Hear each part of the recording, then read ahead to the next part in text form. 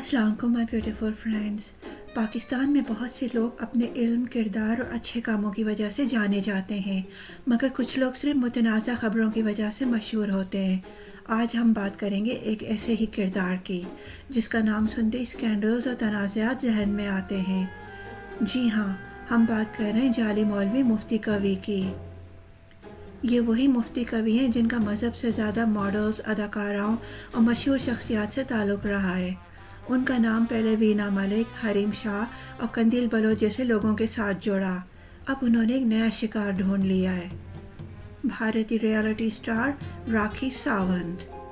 جی ہاں، مفتی کوی نے بیان دیا کہ وہ راکھی ساونت سے شادی کے لیے تیار ہیں، لیکن ایک شرط پر، اگر ان کی ماں اجازت دے دیں۔ ساتھ میں انہوں نے یہ بھی کہا کہ یہ ان کا آخری نکاح ہوگا، اس کے بعد کسی نکاح پر بات نہیں کریں گے۔ اب یہ کون سا وعدہ ہے جو خود مفتی صاحب کو بھی یاد نہیں رہے گا؟ ویسے یہ بات کافی ناقابل یقین لگتی ہے، کیونکہ مفتی صاحب کی عمر ہوگی 65 سال، تو آپ سوچئے ان کی اماں کی ایج کیا ہوگی۔ یہ وہی مفتی کوی ہیں جنہوں نے چند سال پہلے قندیل بلوچ کو بھی شادی کا پروپوزل دیا تھا، ان کے ساتھ تصویریں اور ویڈیوز بنوائیں، اور پھر ایک ایسا اسکینڈل بنایا جس نے قندیل کی جان لے لی۔ قندیل بلوچ کا قتل آج بھی پاکستان میں عورتوں کے خلاف جرائم کی سب سے بڑی مثال سمجھا جاتا ہے، مگر اب سوشل میڈیا پر لوگ مفتی کوی کو کھری کھری سنا رہے ہیں۔ ایک صارف نے لکھا، یہ مفتی نہیں صرف اسکینڈلز بنانے کی مشین ہے، ہر بار کسی نئی لڑکی کو پھنساتا ہے۔ دوسرے صارف نے تبصرہ کیا کہ راکھی ساونت بھی بولے گی، بابا جی تھوڑا سا شرم کر لو۔ کسی نے طنز کیا، یہ بندہ نکاح سے زیادہ خبروں میں رہنے کے لیے مشہور ہے۔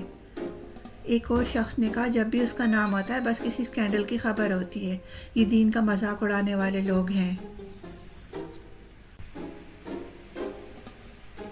اور اب یہی مفتی کوی راکھی ساونت کو پروپوز کر رہے ہیں۔ سوال یہ پیدا ہوتا ہے کہ یہ مولوی حضرات دین کی باتیں زیادہ کرتے ہیں یا اسکینڈلز بناتے ہیں؟ کیا یہ سب پبلسٹی اسٹنٹ ہے یا واقعی وہ راکھی ساونت کو پاکستانی بہو بنانے کے خواب دیکھ رہے ہیں؟ آپ کا کیا خیال ہے؟